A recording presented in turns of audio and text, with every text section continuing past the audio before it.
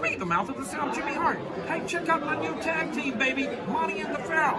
Hey, Jimmy, don't forget to tell them about Long Island's #1 pro wrestling broadcast. Well, you know what, I would, but you already did it. It's Monty and the Pharaoh. The Monty and Pharaoh Show. Monty and Pharaoh, bro.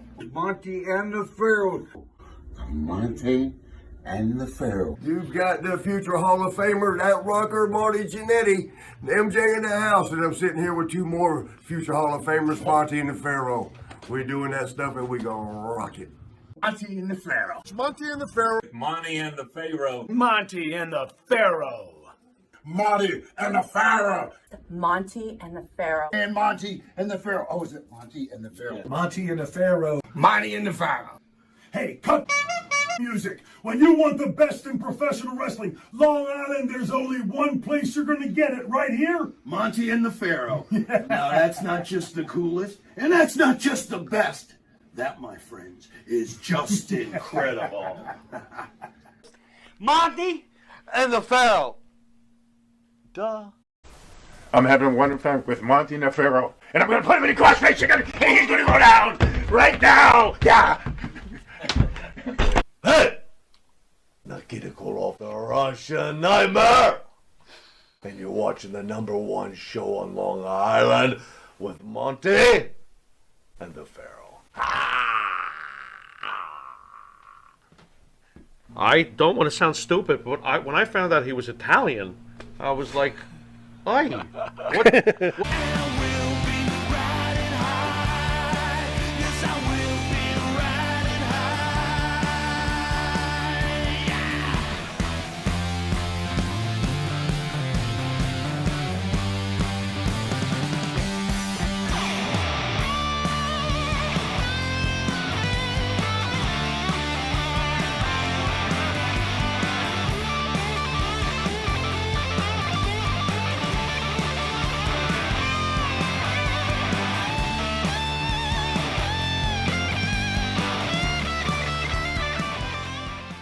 Welcome back to Long Island's #1 pro wrestling broadcast, Monty and the Pharaoh, only seen here out of Indie Music TV, straight out of Ronkonkoma, Long Island. We have in studio pro wrestling icon, Chief Jules Strongbow. How are you, sir? How's it going? From what I've seen, this is one heck of a show. Man, oh man. Boy, I Thank you. love it when you guys put us over. Thank you so much. Jules, we first, of course, got a glance at your career back in the early 80s. At this point, we were in junior high, just really getting into pro wrestling, and the Strongbows came up in that great tag team division from all those years ago. But before we get to that, what started you in this business? How does Chief Jules Strongbow become involved in professional wrestling? As a fan, believe it or not. After I got out of service in 1968, I started going to the matches in Milwaukee, Wisconsin, where I live. And got to know the promoter there, and he asked me, do you mind every so often, maybe driving somebody to the airport for me, so we got more than one car and 10 guys trying to get in that one car. It looked like a circus with a bunch of midgets climbing out of a car. I said, yeah. I said, if I'm going that way, sure, I'll give them a ride. And got to talking to some of the guys, and then one night I ended up being part of the security, escorting wrestlers to and from the ring. And then one night I cracked off to one of the wrestlers, and he said, I said, didn't look like you had too good of a match out there. And he goes, well, if you think you can do better, get your big out there and do it. So I got to thinking. I said, So I started paying attention to what I was watching and not what I was seeing. And for about two years, I started trying to find somebody who would train me. Financially, that became an impossibility, and I didn't give up, but I just kept hunting for somebody that, from my point of view, had a little bit more leniency in the way they handled things. And then I was sitting at home one afternoon in July of 1971, I think it was. Got a phone call from this guy who was going to promote a show in a place called Racine, Wisconsin. Racine, home of American Motors and Johnson & Johnson, stuff like that. And he said, you still want to be a wrestler? And I said, yeah. Come on, wake up. I've only been pestering people for 2.5 years. He said, okay, your first match is July 20th. And I said, I've had no training. He goes, oh, don't worry, we'll get you some training to get you through your first match. July 20th, I climbed in the ring with 4 hours training, went to a 15-minute draw with the guy I was wrestling. And after that, some of the guys that were in the dressing room said, hey, you know, there's wrestling tomorrow afternoon, Sunday afternoon at the Eagles Club in Milwaukee. I said, oh, really? I said, I live a half a block behind the Eagles Club and didn't even know that.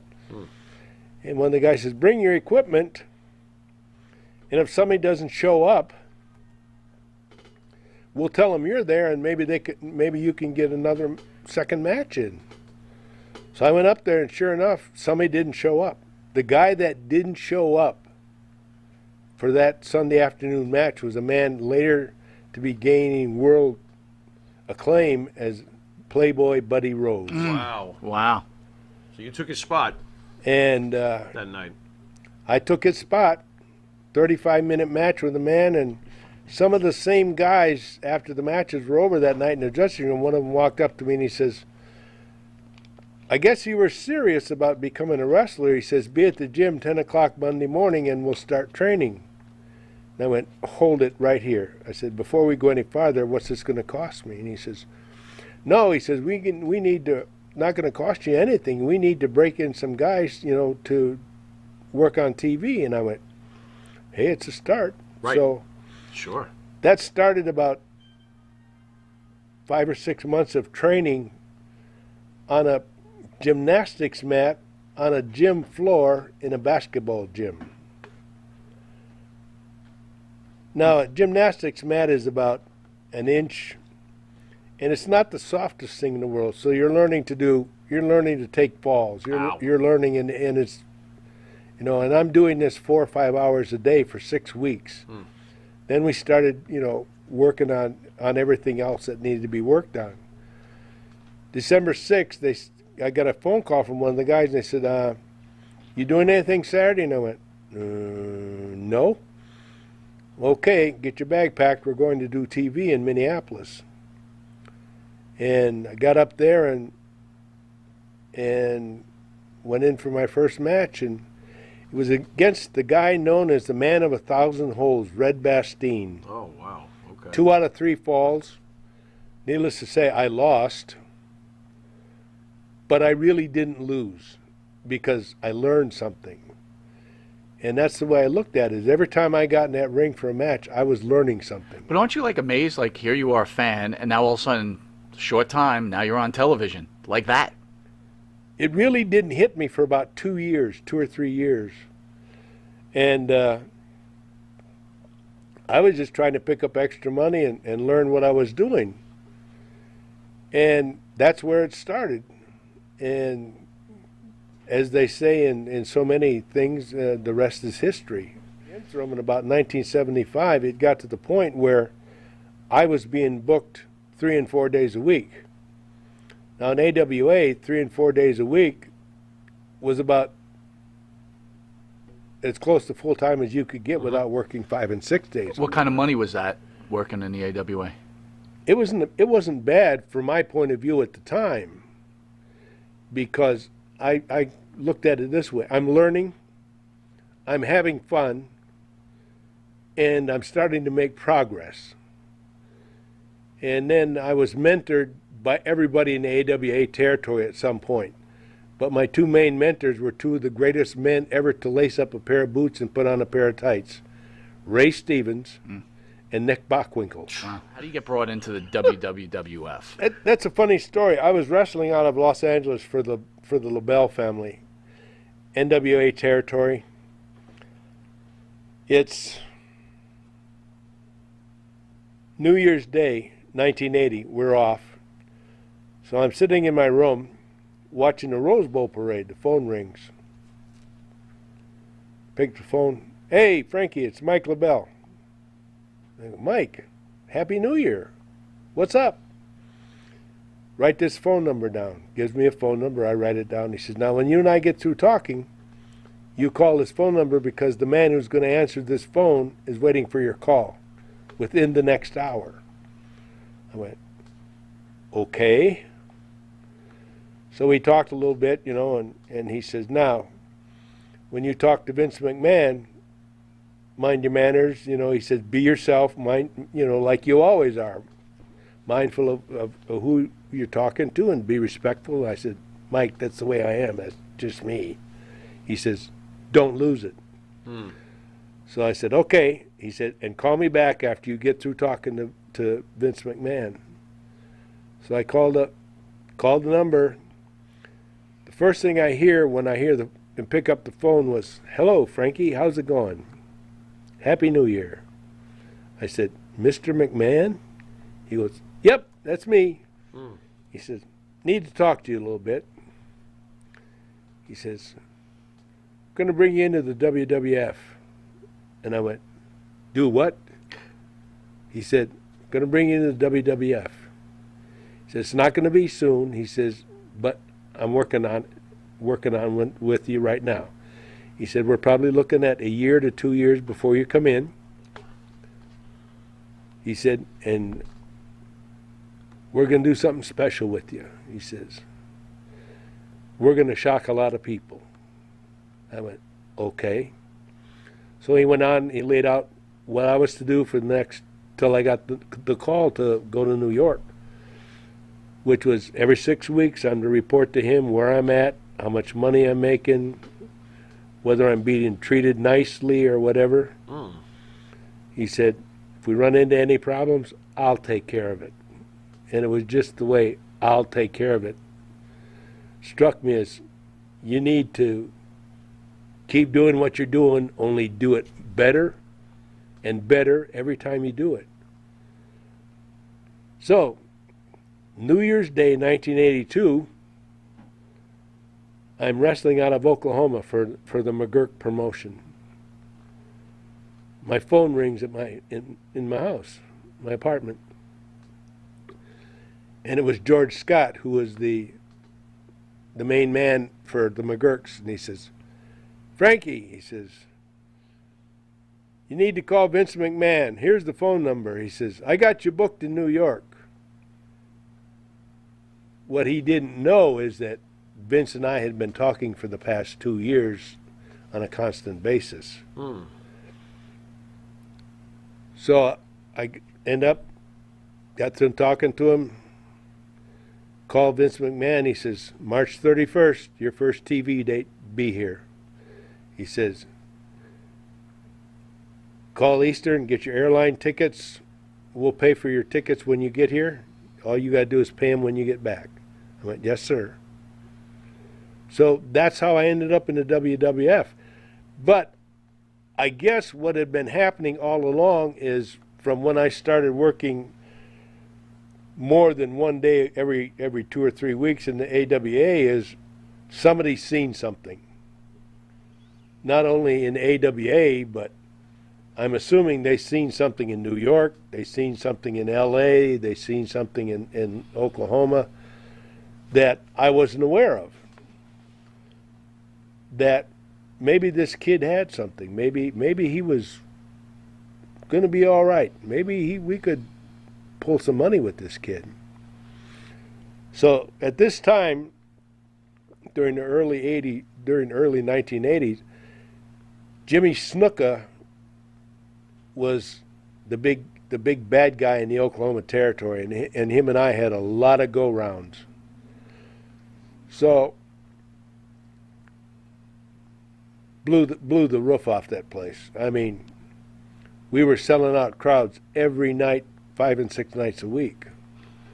I get to New York. I walk through the door of the Allentown arena, and I can't. The farm. It's a farmhouse. The Allentown farmhouse. Yeah. Yeah, and from across the entire length of that building, I hear somebody scream, "Frankie, you're here! What took you so long?" And it was Snuka. He come running across the building, grabbed me, hugged me like I was his long-lost brother, you know. He said, have you met Vince yet? I said, Jimmy, I just walked in the door. He says, come on, go introduce you to Vince. So he walked over to Vince Sr., had a little office there. knocked on the door, and Vince said, "Come on in." Jimmy said, "Vince," he said, "I brought Frankie over. I said, I'd like to introduce you to Frankie Hill." Vince looked up and he goes, "I know who he is, Jimmy." He says, "Yeah, but you don't know about him." He says, "This guy could commit murder on the Oklahoma Capitol steps and they'd pin a medal on him for it." He said, "This guy is so well known and so over in Oklahoma, he can't do anything wrong." And again, Vince McMahon looked up at him and he goes, "I know, Jimmy." He says, "Would you excuse us? I need to talk to Frankie." Wow. So that was my introduction to Vince McMahon Sr. in person, and that's how I ended up in the WWF. So they put you with Joe Scarpa, right? Chief Jay Strongbow. Yep.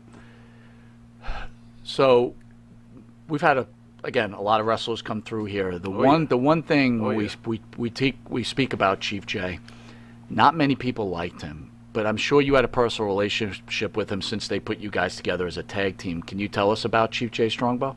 We got along. We got along because, number one, it was necessary for us to get along. So we got along. Him and I really didn't have any big differences, and it worked. You know, the partnership worked very well. And there were a lot of people, and I run into them today, that didn't care for him.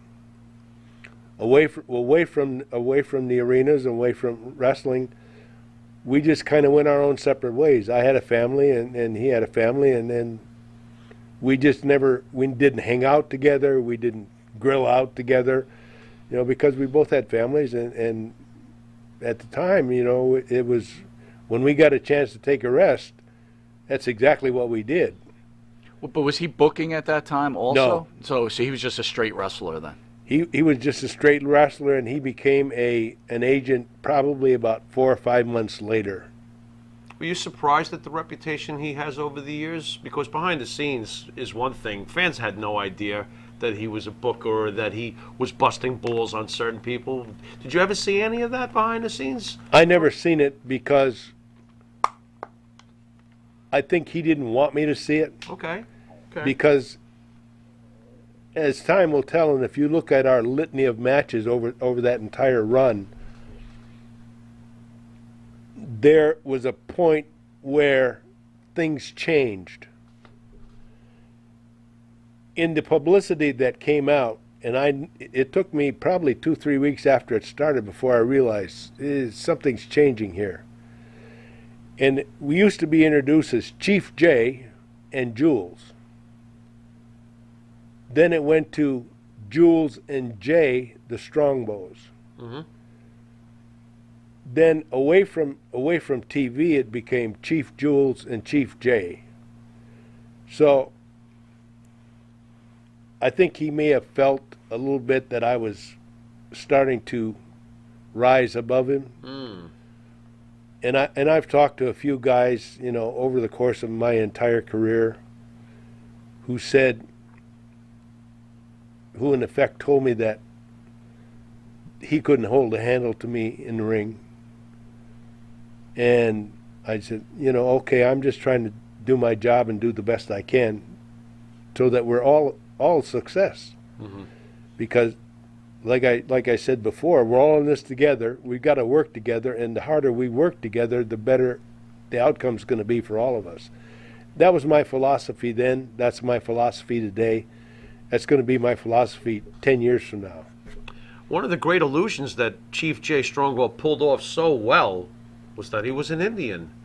I don't want to sound stupid, but when I found out he was Italian, I was like, "Aye, what was? Were you on to him? Did you walk in being of true tribe, like walk up to him and go, No. You don't seem Indian. I mean, were you on to it? Were you surprised when you found out he was Italian? I mean, like, what the?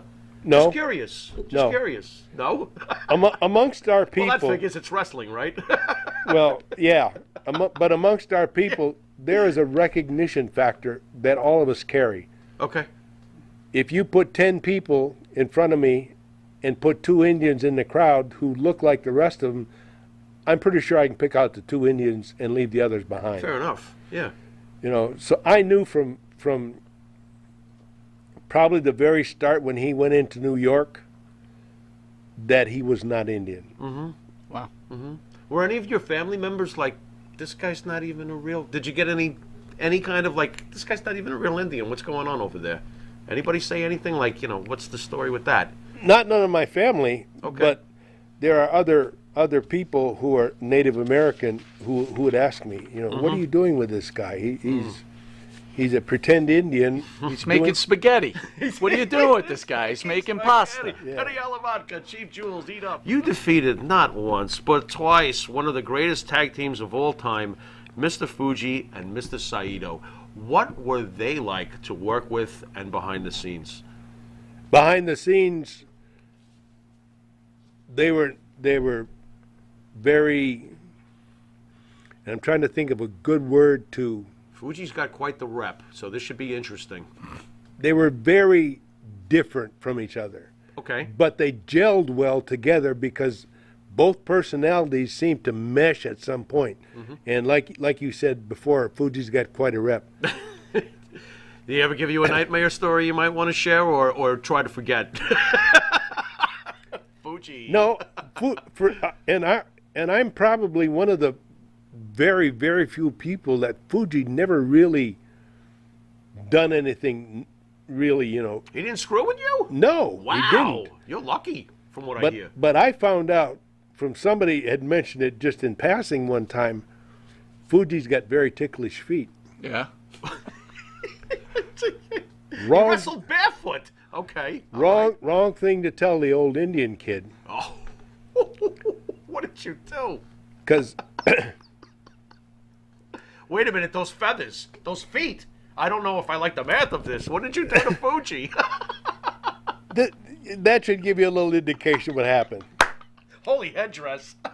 That's great. Shortly after I found out about this, I was working a match with Fuji, and I started working on his legs. Mm-hmm. So he said something, so I reached down, because I had him in some kind of a leg lock, and I don't remember what it was, but I had access to his foot. And I started tickling his foot. He went absolutely ape. He screamed like somebody was sticking hot fire pokers in his ears, up his nose, and everything. He was screaming like a madman. He And broke kayfabe. He was supposed to stay within the course of the match. He killed it. So anyway, That's great. after he said, "No tickle, no tickle me no more." I said, "Fuji, you mess with me, that's going to happen every time I get in the ring with you." Every time. And So I now don't you know know why he didn't screw with you. And I don't know if that was the reason he never messed with me was because I told him that's going to happen. But he never did, you know. And I'd seen him play some jokes on other people that were kind of brutal. I've heard. One guy asked him, you know, to take his car down to the garage to get an oil change because he had to go on the road for a couple of days. The guy come back and his $29 oil change turned into a $1,200 repair bill. Oh my God. Fuji, man. Wow. Fuji got him new tires, new brake job, you know. Are you fond of Vince Sr.? What your memories of Vince Sr.? How was he as a person towards you? Do you have Vince Sr.? Senior? Vince Sr., there is only one way that I can describe Mr. McMahon, Sr. He was and will always be, in my mind, the most absolutely perfect gentleman walking the streets. Can you compare Junior and Senior? Two different people. Junior is one heck of a businessman. The guy knew what he was doing, knows what he's doing, and if he needs somebody with an expertise that he doesn't have, he'll go get him. Vince Jr. and I got along very well. Okay. That was it, you know. So Vince Jr. was also good to you. Not Yes, just, that's, they both Okay. both of the Vinces were absolutely fantastic to me. excellent. You know, and I've heard from other guys that, you know, quite the opposite in some cases. Sure. But I also got to look at it from this point of view. What did you do that caused the dissension between the two of you? This is a two-way street. This don't go down one-way roads here. Ray Stevens and I were booked against each other in Madison Square Garden on a match prior to the World Champions. We were like third, he was fourth. Ray went out. I went to Ray and I says, Ray, you're one of my teachers. What am I going to do? He goes, you're going to go out there and you're going to be yourself. And I said, what are we going to do? He says, we're going to steal the show. And right away, I got an itchy feeling, maybe we're not doing something right. So anyway, we went out there and tore the house down. 27,500 people in Madison Square Garden in the Felt Forum. And we had them screaming for about 12 minutes. I mean, literally screaming. One of the greatest matches of my career happened that night. I think I was there. I actually think I was there. Right before the main event, huh? Yeah. Uh-oh. So we go back to the dressing room. Uh-oh. And I'm thanking Ray. And the door opens and I see Here we go. a hand come through the door and go, I want to see you two in the hall. Guys are in trouble for being great. Go on. And I figured, oh boy, I'm getting fired for something and I don't know what. And we were literally told that at that point, neither one of us, if we were working against each other, would ever go on before the main event again. Because the main event went on after us and people were going to the popcorn stand, sitting on their hands, Wow. whistling songs in the crowd. He said, Who was the hand that was that Vince Sr.? that was Vince McMahon Oh, Sr. boy. Did it kill you that you were leaving the WWE? Like, did it? Yes and no. Yes, it killed me because I was leaving. No, because I was expecting to come back in 6 to 8 months. Okay. That was the plan Vince Sr. had laid out when he put Jay and I together. And I was going to be gone 6 to 8 months, and I was going to come back and start working as a single. And Vince Sr. said, and when you come back, we're going to do what I had originally thought. So I'm gone about 4 months. Vince Sr. passes away. And everything changed. Sure. So as it turned out, I never went back.